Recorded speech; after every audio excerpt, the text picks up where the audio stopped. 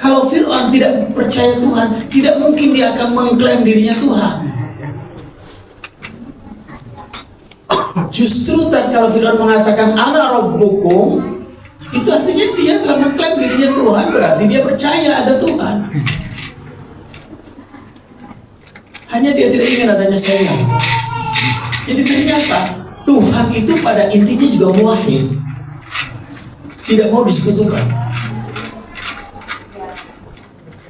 Kalau Tuhan masih punya sekutu, dia ibarat kata, Assalamualaikum ya Rabbana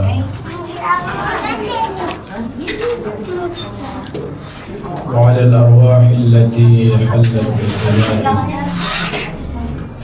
alayka minni salamullahi abada ma baqitu wa baqiya al-layl wal-nahar ولا جعله الله آخر العهد مني لزيارتك.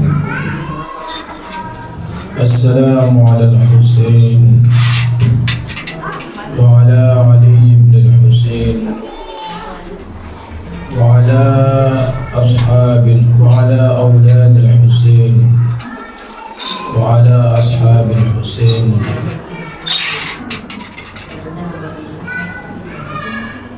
Assalamualaikum warahmatullahi wabarakatuh. Waalaikumsalam warahmatullahi wabarakatuh.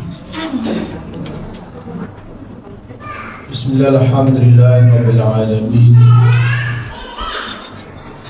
Wa sallallahu ala sayyidina Muhammadin wa alihi at-tayyibin at-tahirin wa ashabihi al-mayamin ومن تبعه بإحسان إلى يوم الدين ولعنة الله لأعدائهم من الآن إلى قيام يوم الدين.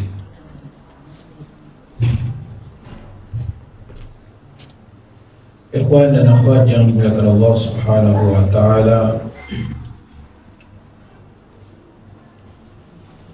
Madrasah Karbala, Madrasah Ashura adalah madrasah yang dapat menumpa spiritual kita semua. Maka merupakan suatu karunia Allah hadirkan bulan Muharram, dan khususnya pada hari-hari Ashura, untuk mencoba kita melihat diri kita sebagai wasilah untuk tazkiyatun nafas kita. Karena salah satu penawar untuk menghapus dosa-dosa kita adalah dengan mencintai Al-Husain. Dan dalam riwayat disebutkan bahwa menangisi Al-Husain dapat merontokkan dosa-dosa kita. Bahkan dalam suatu riwayat disebutkan dosa besar maupun dosa kecil kita, dosa yang banyak maupun dosa yang sedikit. Oleh karena itu Madrasah Karbala adalah madrasah peningkatan spiritual manusia yang mengembalikan manusia kepada kesadaran dirinya dan kesadaran diri tanpa terhubung dengan Al-Husain dan dengan A'imah Ma'sumin alaihi wassalatu wassalam, maka tidak akan pernah tercapai.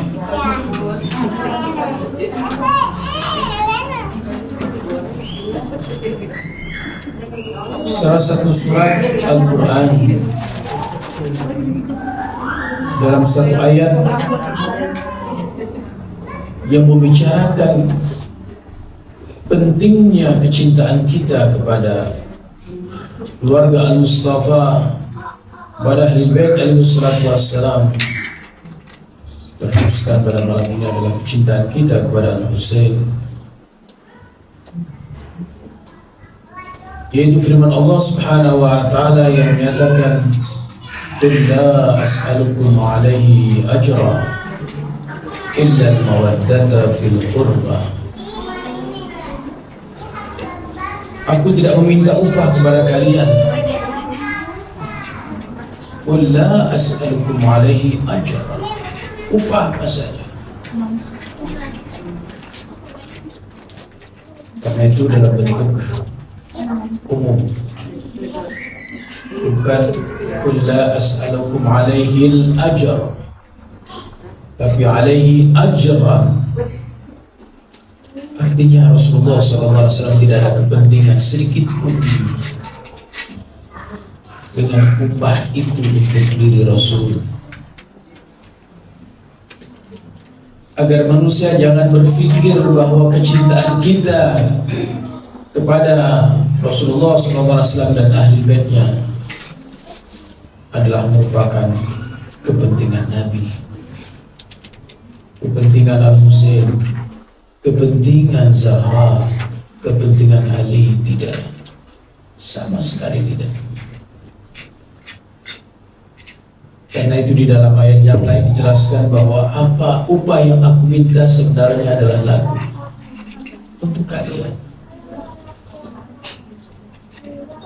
Dari sini dapat kita fahami bahwa sebenarnya kecintaan kita kepada keluarga Nabi adalah keniscayaan diri kita.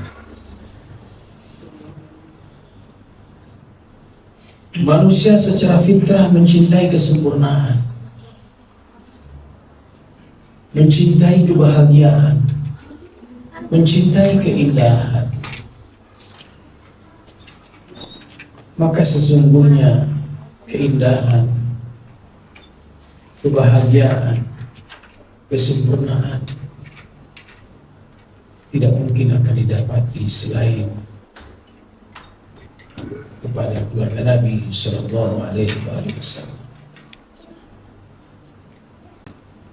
Karenanya ayat-ayat Al-Quran yang seperti bahasa taklifinya, bahasa syariatnya, seolah-olah mewajibkan kecintaan kita kepada keluarga Nabi, sebenarnya adalah bukan paksaan. Tidak ada paksaan, tapi semata-mata adalah keniscayaan kebutuhan manusia. Dalam alam natural, ibu-ibu punya anak yang sudah punya cucu, mungkin punya cucu. Kira-kira makan itu kewajiban bagi anak atau kebutuhan? Ibu-ibu yang biasa jawab, kewajiban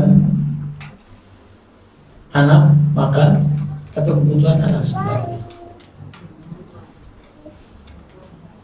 Tapi mengapa orang tua memaksakan anaknya untuk makan?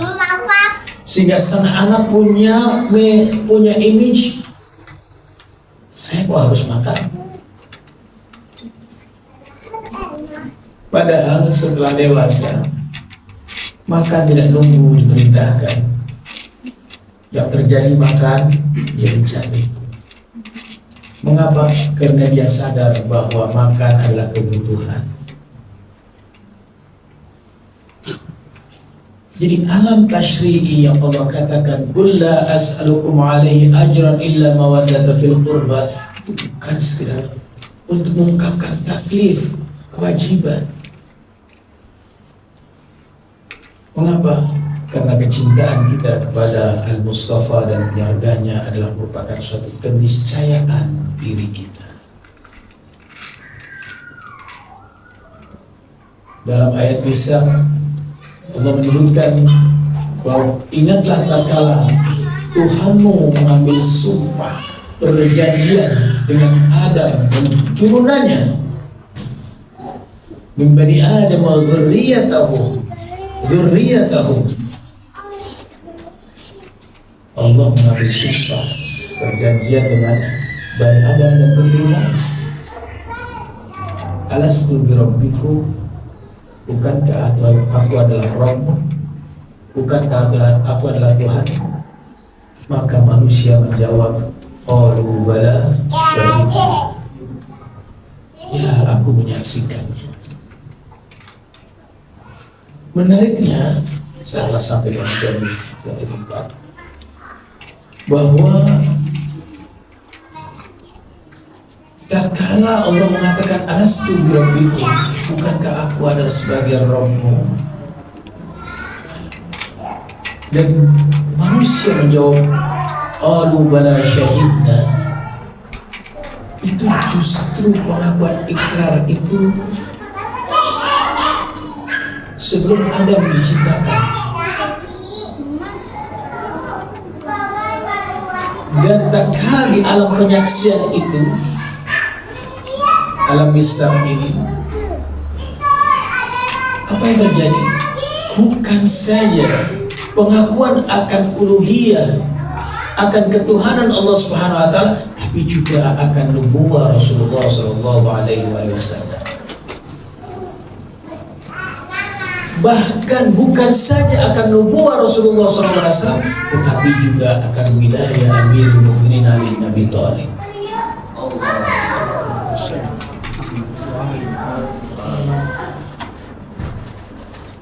Dalam satu riwayat disebutkan tatkala Nabi membaca ayat ini, seorang sahabat bertanya, ya Rasulullah, mata wajah, kapan itu diwajibkan bagi manusia untuk berikrar seperti itu?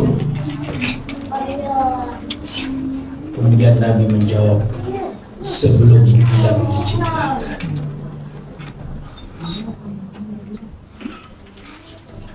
Sebelum Adam diciptakan, ikrar jiwa manusia ini telah mengakui uluhiyah Allah Subhanahu wa taala, rububiyah Allah Subhanahu wa taala, nubuwati Rasulullah sallallahu alaihi wasallam, dan juga imamah Ali bin Abi Thalib alaihissalam wa dzurriyyatihi dan keturunannya. Disinilah kita katakan bahwa kecintaan kepada Allah adalah fitrah manusia. Kecintaan kepada Nabi Muhammad juga adalah fitrah. Kecintaan kepada para imam juga adalah fitrah. Hanya saja 3 dimensi ini harus kita fahami, bahwa peran Nabi Shallallahu Alaihi Wasallam bagi manusia adalah penghubung antara alam gaib dengan manusia. Manusia tidak cukup hanya dengan menggunakan akal rasionya saja. Banyak hal yang di luar kemampuan rasio manusia harus dituntun lewat apa? Lewat informasi wahyu ilahi.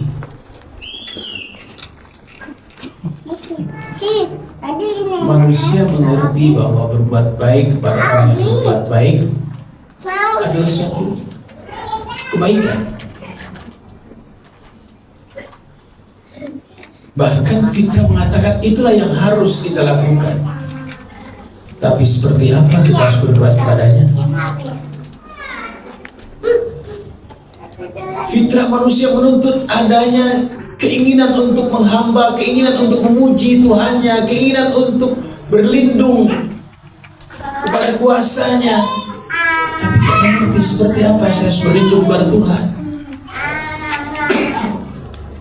Seperti apa saya harus bersyukur kepada Tuhan yang telah menciptakan dirinya dan menganugerahkan seluruh kenikmatan-kenikmatan di alam semesta ini. Itulah sumber wahyu ilahi yang menginformasikan bahwa manusia dengan akal semata tidak mampu menyingkap akan kebaikan-kebaikan yang lain. Nah, disitulah peran Nabi untuk menghubungkan antara manusia dengan alam gaib.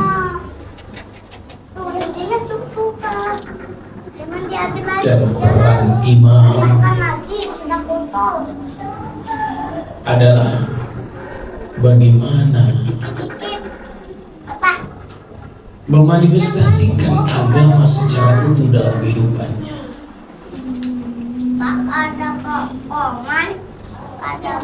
Jadi peran imam adalah bagaimana menjelaskan risalah ilahiyah yang disampaikan oleh Rasulullah SAW secara sempurna itu dijelaskan secara kehidupan real. Agama yang telah terbentuk dalam jasad, dalam sosok, sehingga manusia tidak ada lagi keraguan.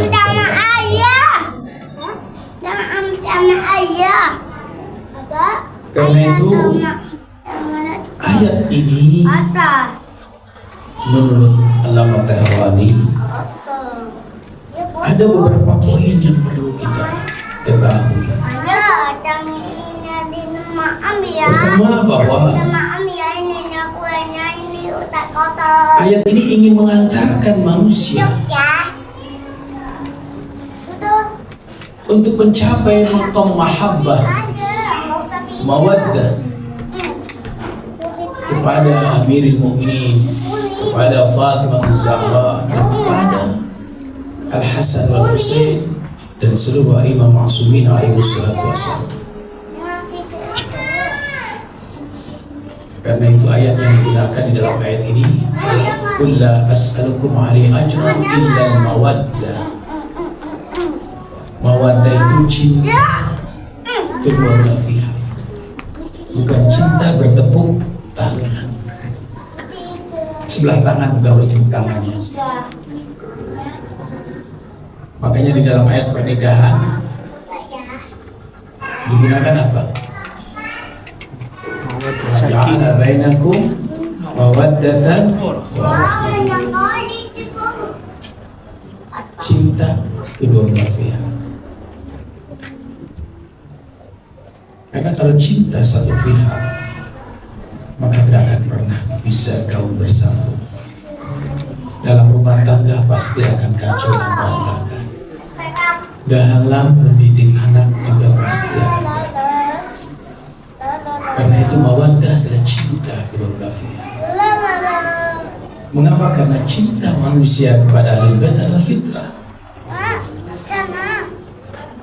Tapi bagaimana kita bisa menyingkap fitrah itu?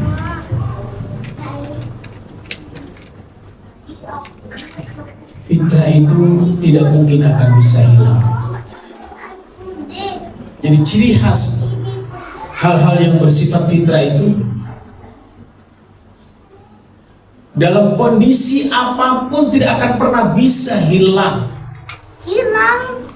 Nggak bisa pernah hilang. Terlupakan dia. Contoh, Ini doang. fitrah bertuhan bagi manusia adalah fitrah yang merupakan suatu niscaya.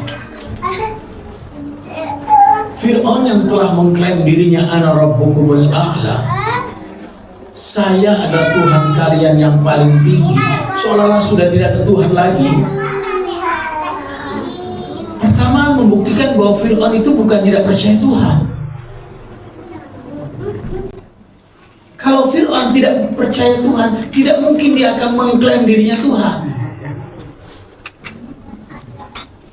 Justru kalau Fir'aun mengatakan ana rabbukum, itu artinya dia telah mengklaim dirinya Tuhan, berarti dia percaya ada Tuhan.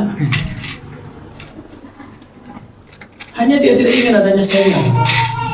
Jadi ternyata Tuhan itu pada intinya juga muwahhid, tidak mau disekutukan. Kalau Tuhan masih punya sekutu, dia ibarat kata apa? Suatu kepincangan. Sehingga Fir'aun pun mengklaim dirinya ana rabbukumul a'la, saya Tuhan yang paling tinggi, jadi tidak ada Tuhan lagi. Berarti muwahhid bukan? Muwahhid dia. Makanya dia paling cemburu. Jadi kecemburuan Tuhan itu tidak mengakui adanya sekutu baginya. Maka amalan-amalan yang diperuntukkan bukan karena Allah disebut riya. Riya itu disebut syirik. Syirik itu menyekutukan.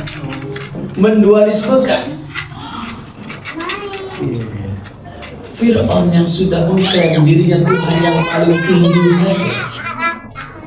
Bagaimana fitrahnya? Begitu memasuki masa-masa yang sangat sulit dirasakan oleh dirinya untuk bisa menunjukkan ketuhanan dirinya, apa yang terjadi tatkala lautan menenggelamkannya? Dia katakan, amantu bi Rabbi Musa wa Harun. Aku beriman kepada Tuhannya Musa dan Harun. Muncul dirinya sebagai seorang hamba dan mengakui dan berikrar akan Tuhan sebagai Tuhan. Makanya fitrah bisa hilang. Fitrah tidak bisa hilang, tapi fitrah itu bisa berbenah karena kotoran-kotoran jiwa kita. Begitu juga kecintaan kita kepada keluarga Nabi tidak akan pernah bisa hilang. Mengapa? Mereka adalah hakikat kebenaran, mereka adalah hakikat kebaikan, mereka adalah hakikat kebahagiaan, mereka adalah hakikat keindahan. Yang keindahan itu sesungguhnya Dia. Maka siapapun manusianya tidak akan pernah mengingkari kecintaannya kepada keindahan.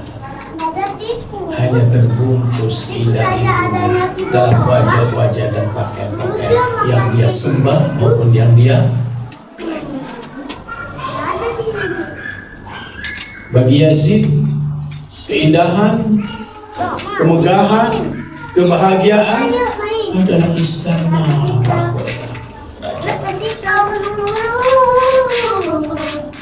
Keindahan adalah gemerlapannya kekayaan dunia.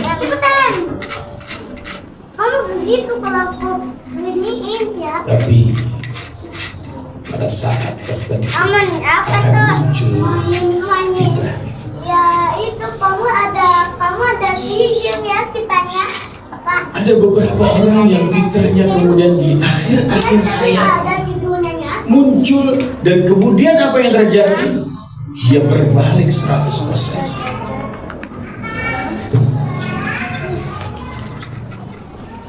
Seperti Fir'aun itu berbalik 100% dari mengklaim dirinya Tuhan, kemudian dia menjadi bertuhan.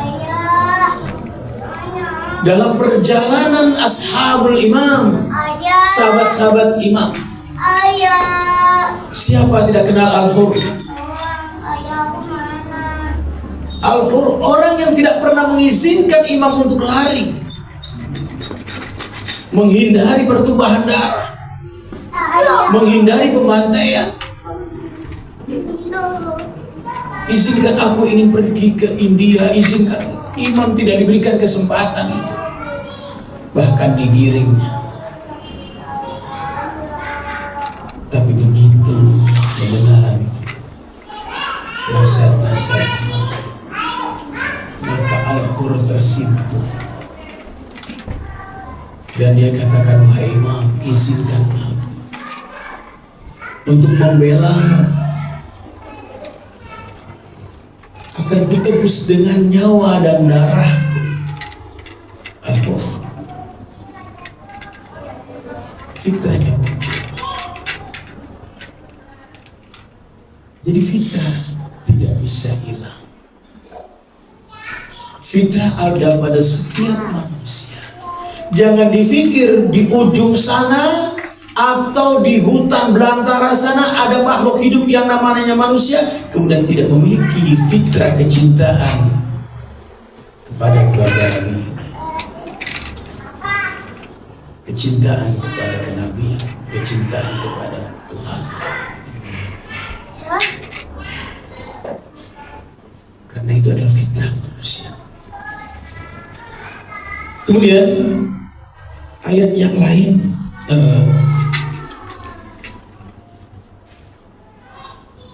mana yang lain dari Qul la as'alukum ini ingin mengantarkan kepada manusia akan hakikat Islam yang sesungguhnya. Qul la as'alukum 'alaihi ajran illa al-mawaddata fil qurba. Kecintaan kepada keluarga itu bukan sebatas untuk mencintai. Dan kecintaan yang dimaksud di sini bukan berarti kecintaan kayak kita mencintai lawan jenis kita, mencintai anak kita, tidak. Kecintaan yang sudah bermuara dari cinta mereka kepada kita.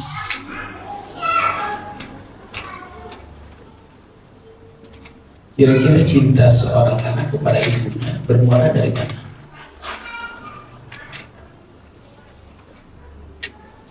Bersumber dari mana? Tentunya dari orang tuanya. Cinta anak kepada ibunya, kepada ayahnya ini adalah bermuara dan bersumber dari cinta orang tua kepada anaknya. Oleh karena itu, betapapun seorang anak mencintai ibunya, mencintai ayahnya, tidak akan pernah bisa mampu membalas cinta ibunya kepada dirinya. Mengapa? Cinta anak bermuara dari ibu dan ayahnya.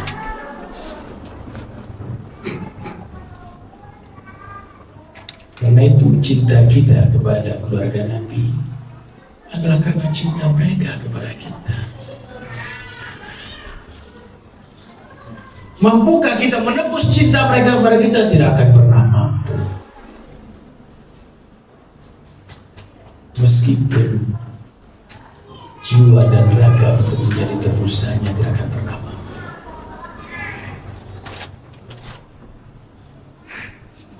Jadi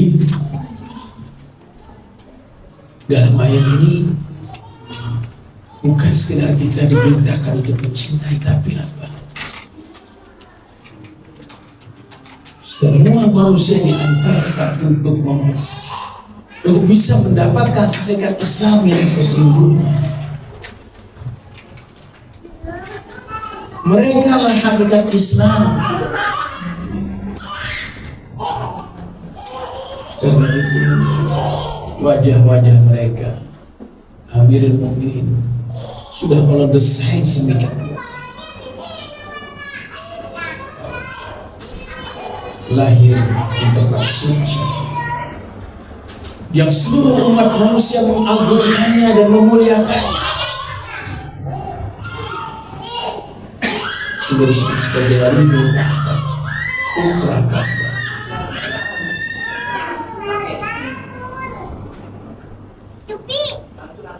Disusui dengan air susu wahyu ilahi dari Rasulullah sallallahu alaihi wasallam, agar manusia tidak salah pilih di dalam mengaktualkan potensi cinta yang sudah ada pada dirinya. Maka Allah tampilkan wajah-wajah ini. Selanjutnya juga dari ayat ini ingin menjelaskan kepada kita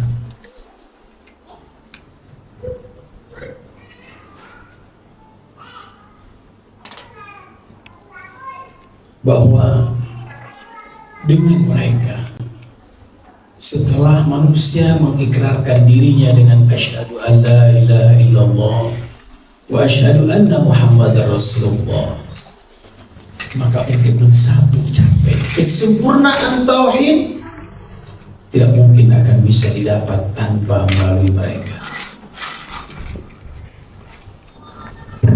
Karena itu para ulama menyebutkan bahwa jalan terbaik dan tercepat dan terdekat untuk menghubungkan diri kepada Allah adalah dengan mencintai Ahlul Bait alaihi salatu wassalam. Sehingga hal yang sangat mendasar, jalan menuju kepada taqarrub ila Allah Subhanahu wa taala adalah dengan hubbu Ahlul Bait, mencintai keluarga Nabi alaihi salatu wassalam. Ada sebuah kisah dari seorang ulama meriwayatkan dari Fadli, beliau mengatakan bahwa seluruh para ahli tasawuf, para urafa mengatakan bahwa dari generasi ke generasi, dari masa ke masa, bahwa yang paling terbaik dan yang paling terdekat jalan menuju kepada taqarrub ila Allah Subhanahu wa taala adalah mahabbatu ahli bait alaihi wassalatu wassalam. Kecintaan kepada keluarga Nabi. Itu para sufi. Makanya ibu-ibu dan bapak sekalian, di dalam tarekat-tarekat itu semuanya muaranya mayoritas bertemu kepada Amirul Mukminin Ali bin Abi Thalib. Tarekat-tarekat. Mengapa? Jalan yang terdekat untuk menuju kepada Allah Subhanahu wa taala adalah mencintai mereka. Kemudian Sa'aduddin menjelaskan bahwa dia termasuk urafa besar.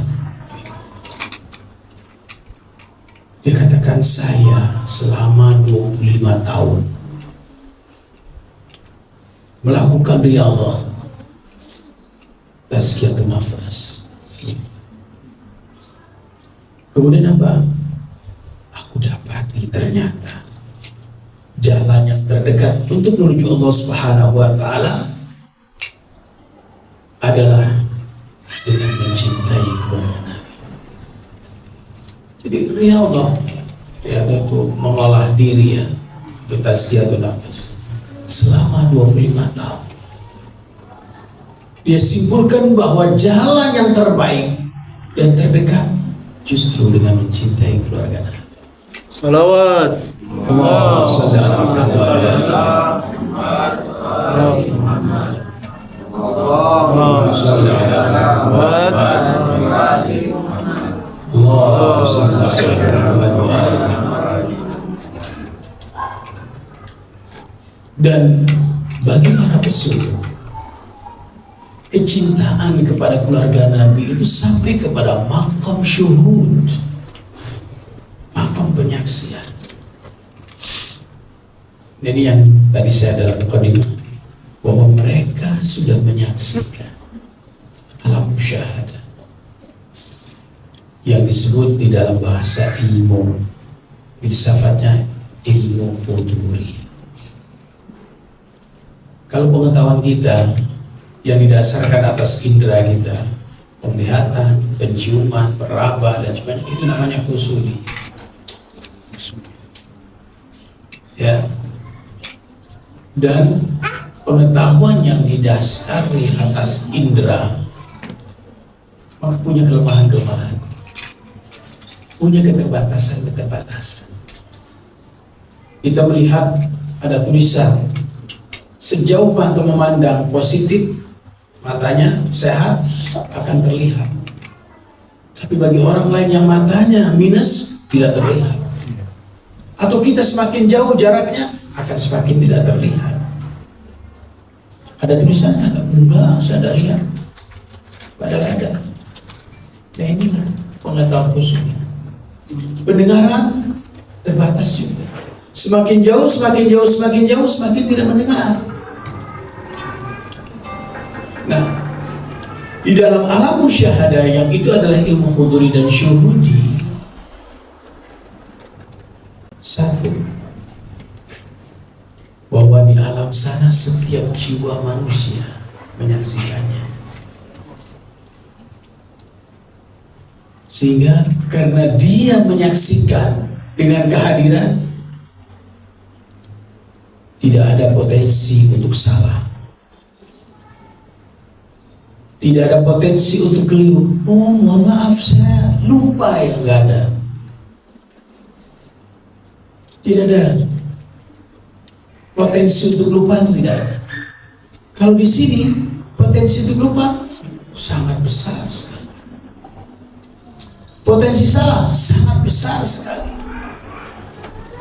Coba kalau sekiranya di alam sana itu bukan penyaksian secara syuhudi, Maka tatkala banyak orang-orang yang tidak percaya dan tidak beriman kepada Tuhan, tidak beriman kepada kenabian, tidak beriman kepada wilayah, maka tidak ada lagi bahasa Allah akan aku siksa.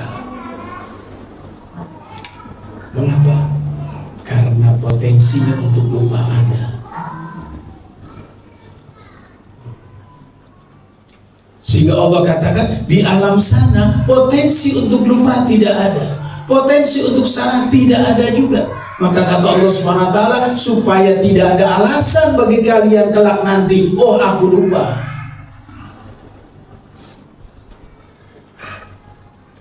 Itu sebab dalam satu ayat Al-Qur'an dalam surat An-Naba, tatkala Allah Subhanahu wa taala mengatakan amma yatasaalun, tentang apa yang mereka perdebatkan ini. Apa yang mereka pertanya-tanyakan ini? Anin naba'il azim, tentang berita yang sangat besar. Allah menyebutkan an-naba' al-azim, berita yang sangat besar, bukan khabar. Yang naba diambil dari kata naba'ah, itu sama dengan asal kata nabi, informasi langit.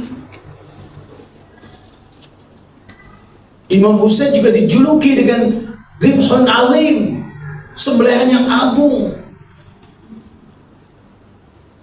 Pertanyaannya, berita yang mereka pertanyakan ini apa? Ternyata dalam riwayat disebutkan salah satunya adalah amma yatasaalun 'anil naba'il 'azim, tentang wilayah. Mereka perdebatkan, mereka perselisihkan, mereka pertanyakan. Di saat itu Allah katakan, aku akan tanyakan tentang Naba'ul Azim alladzi hum fihi mukhtalifun, yang mereka perselisihkan, berdebatkan.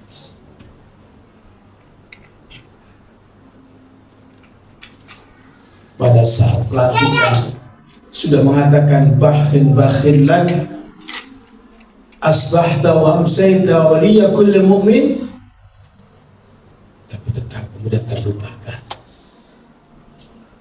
Maka apa yang terjadi? Nanti kelak akan ditanyakan. Jadi An-Naba'ul Azim adalah hakikat wilayah.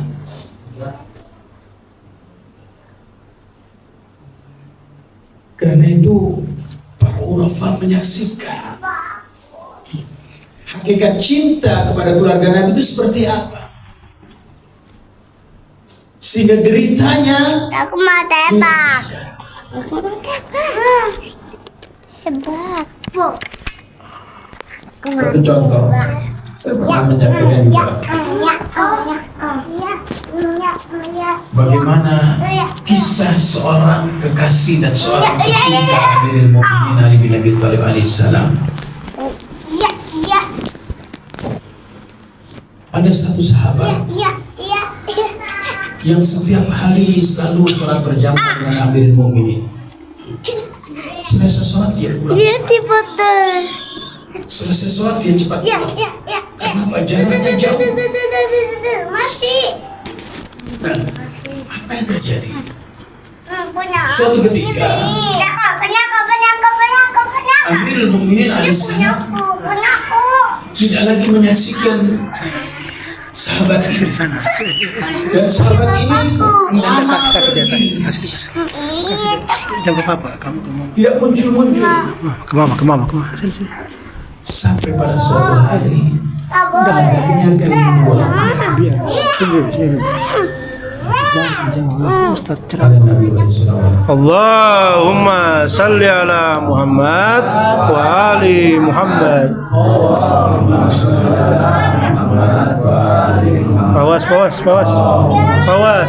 Pawas.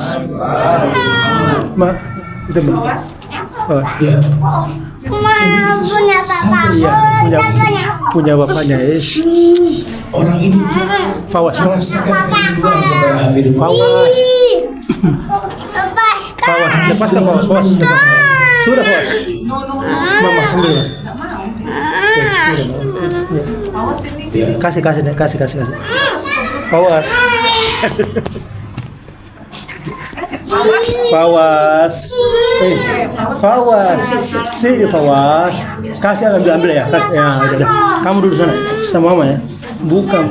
Iya, sini sana. Ya. Jadi sahabat ini lama tidak berjumpa dengan imam. Sana mama ya. Ya, oke. Maka suatu hari Sini dulu. dia merasakan kerinduan kepada imam. Udah lama saya tidak sholat berjamaah dengan imam, tidak menyaksikan wajah imam. Dari kampung yang jauh dia datang, sholat berjamaah dengan imam di belakang. Karena rasa malu, takut ditanya oleh imam. Begitu assalamualaikum warahmatullahi wabarakatuh, ya selesai, beliau langsung mau pergi. Begitu mau pergi, imam mengatakan, wahai fulan, sebentar. Bobo. Terkejut dia. Bobo. Imam memanggil saya ini. Imam menunggu. Lantas kata imam, wahai fulan, kemana saja engkau selama ini? Dalam hati itu berarti imam selalu memperhatikan saya. Lantas dia katakan, wahai imam, aku punya kesulitan dan aku pergi, mungkin bisnis lah, walhasil karena kebutuhan. Dan aku sangat rindu sekali wahai imam. Maka aku datang untuk sholat bersamamu kata imam, karena gelora cintaku kepadamu wahai imam. Apa kata imam? Wahai fulan, ketahuilah, rasa geloramu akan cinta kepadamu itu sebenarnya karena cintaku kepadamu.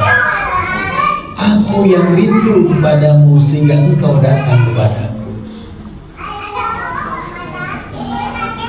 Salawat. Allahumma salli ala Muhammad wa ali Muhammad. Allahumma salli ala Muhammad wa ali Muhammad. Allahumma salli ala Muhammad. Persis kalau kita lihat ibu, orang tua, khususnya ibu yang paling peka dan paling sensitif perasaannya. Anaknya kuliah, anaknya sekolah di mana, kangen pengen ketemu mama. Sebenarnya apa? Kata mamanya, mama juga kangen. Jadi kangennya seorang anak itu sebenarnya adalah muaranya kangennya orang tua dan rindunya orang tua kepada anak.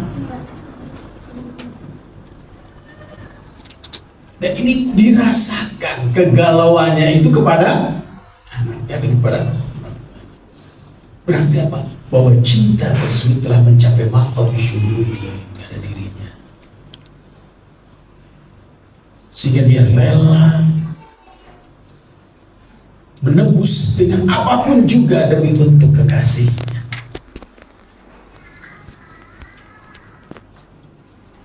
Dan yang diharapkan adalah bagaimana hidupnya kekasih. Kita lihat bagaimana sahabat-sahabat imam ingin menebus.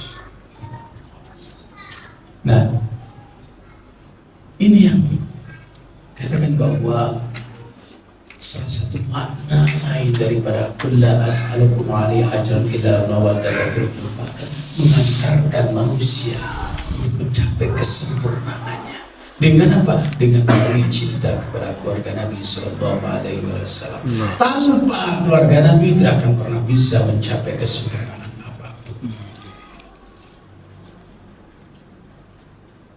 Maka ada persyaratan-persyaratan, kesenyawaan, kesamaan,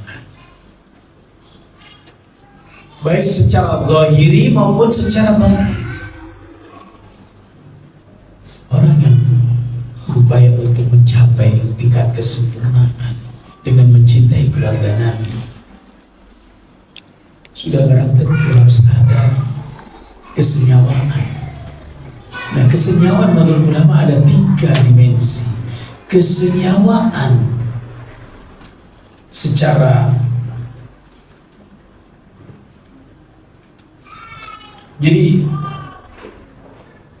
secara taklif, bahwa syariat-syariatnya harus sama.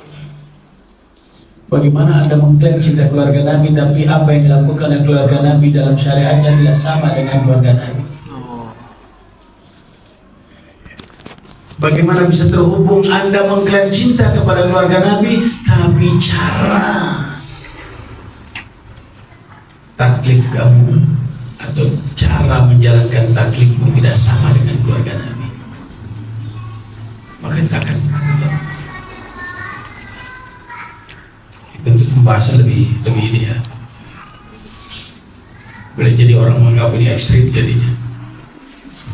Dianggap amalan-amalan orang lain tidak akan sampai.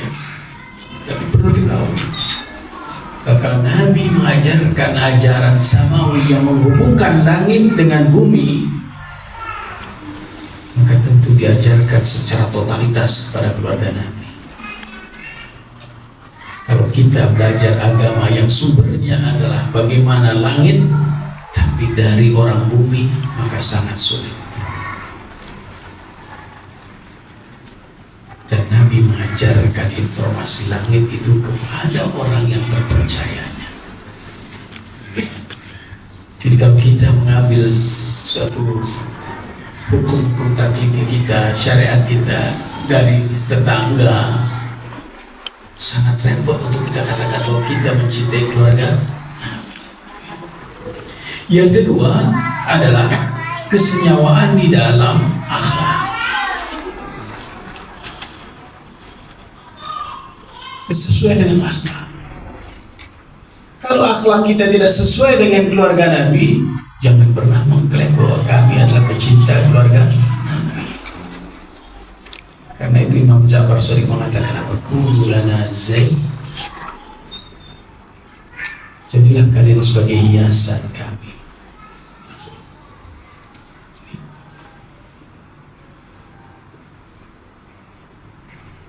Dan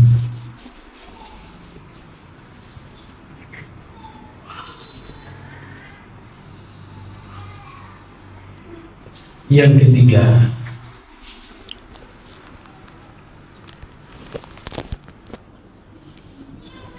adalah kesesuaian suluk perjalanan spiritual.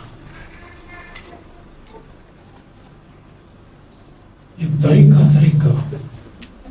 Kalau kita tidak mengambil tariqah ahli bait alaihi salatu wassalam, maka tentu akan sampai kepada Allah Subhanahu wa ta'ala.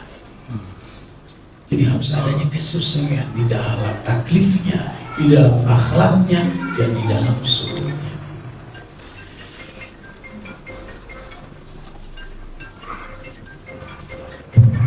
Kesesuaian akhlak.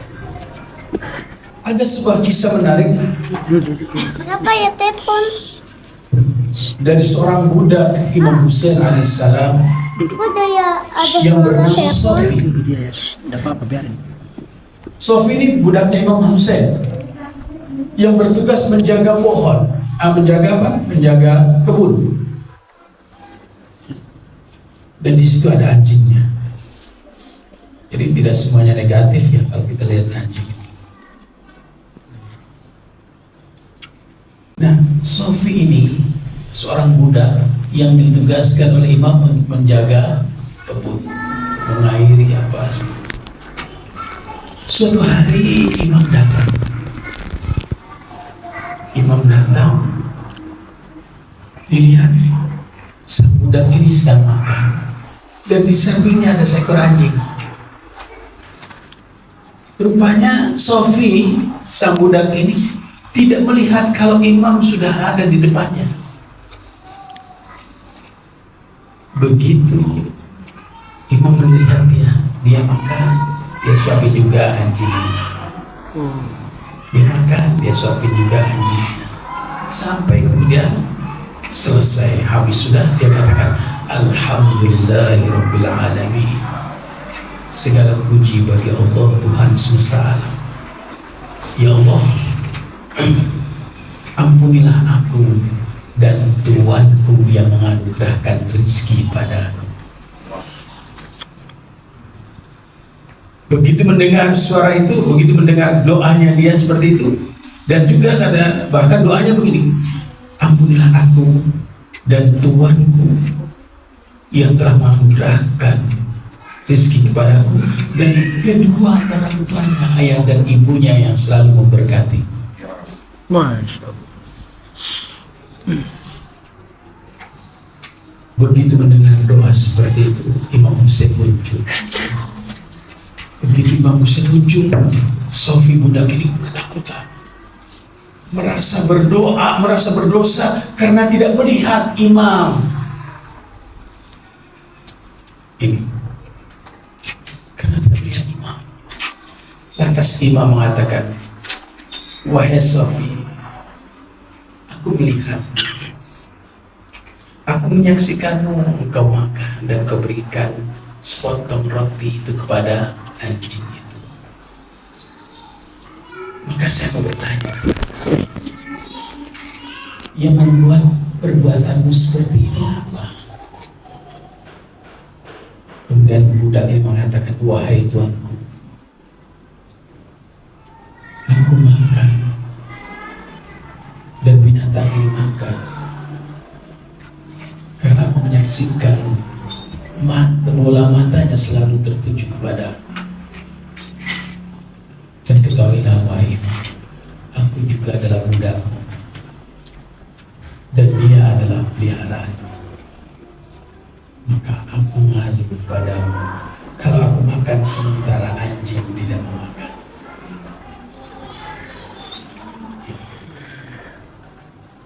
Cobalah, itu budak yang dia mengatakan apa? Bahwa anjing ini karena terhubung dengan Al-Husain, dia merasa malu kepada maulanya. Ya Allah. Itu lagi makan asing, ada ayam bakar, ada ikan bakar, kucing yang berusaha diusir-usir. Ya kan? Tapi bagaimana didikan Imam Husain alaihissalam? Bahkan Imam Hasan alaihissalam juga pernah tatkala makan berada anjing-anjing dan menyaksikan itu masing-masing. Ini bagaimana keserasian akhlak kepada binatang, berbelas kasih karena binatang terhubung dengan Al-Husain alaihissalam. Jadi ikhwan dan akhwat sekalian yang saya muliakan, bahwa madrasah Karbala adalah madrasah tempaan kita untuk mengasah kembali, memberikan kesadaran kita betapa pentingnya dan betapa niscayanya kecintaan kepada keluarga Nabi yang harus kita selalu bangun dan harus kita selalu perbaharui, sehingga tatkala datang bendera Al-Mahdi ajalallahu faridahu syarif, labbaika ya Mahdi, Labbaik. kita mengatakan labbaika ya Mahdi, Labbaika ya Mahdi. labbaika ya Husain. Labbaika ya Husain. Wassalamualaikum warahmatullahi wabarakatuh. Waalaikumsalam warahmatullahi wabarakatuh.